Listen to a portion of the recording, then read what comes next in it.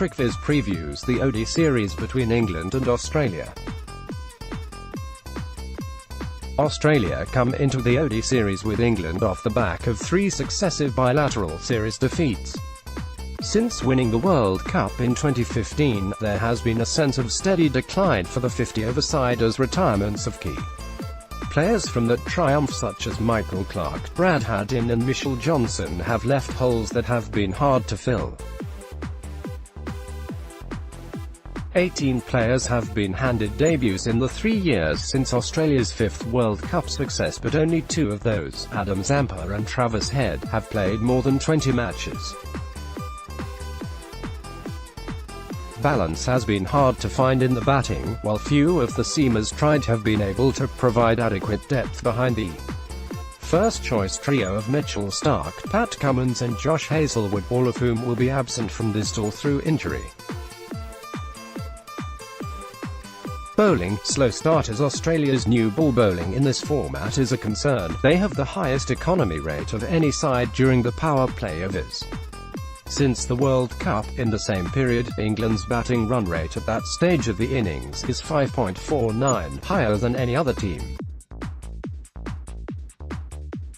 With Australia missing the 3 first-choice seamers, the home side will likely focus on getting fast starts to put the inexperienced attack under pressure early on. Bowling, death over specialists. Conversely, Australia's bowling at the other end of the innings has been much improved.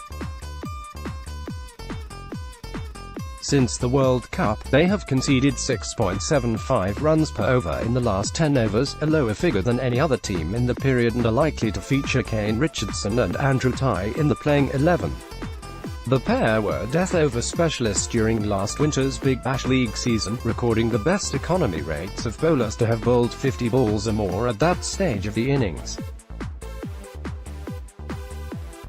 Even allowing for the difference in format, the pair have shown enough of the skills needed, knuckle balls, slower ball bounces, cutters, for death over bowling to give Australia some encouragement. Batting short in the frame. On the batting front, Australia will of course be severely weakened by the enforced absences of Steve Smith and David Warner. Darcy Short is in contention to make his debut at the top of the order in place of Warner, but he is coming off the back of a less than impressive IPL season with Rajasthan Royals, during which he reached 40 just twice in 7 innings and recorded 4 single-figure scores. Short struggled against spin in the IPL, with 5 of his 7 dismissals coming against the slow bowlers, and even his infinitely more impressive Big Bash season suggested he is far more comfortable with pace on the ball. The pitches in England will be more to Short's liking, as the average turn on offer in the last 3 years in ODIs is just 2.8 degrees. Only Australia 2.5 degrees has seen less turn in the time, so, if selected, the powerful left-hander could well find England to be something of a home from home and rediscover his form from the winter. Batting Maxwell's return. Another player coming into this series after an underwhelming IPL is Glenn Maxwell. The big-hitting all-rounder went on a run of 5 successive single-figure scores in a tournament that saw him score just 169 runs in 12 innings with a top score of 47.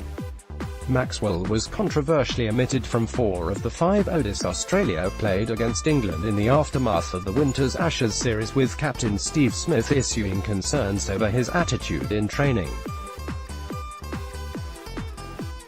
However, there is no denying Maxwell's talent. Since the 2015 World Cup, he has the highest boundary percentage of any player to have faced 500 balls or more, despite 7 of those players attacking a higher percentage of balls faced.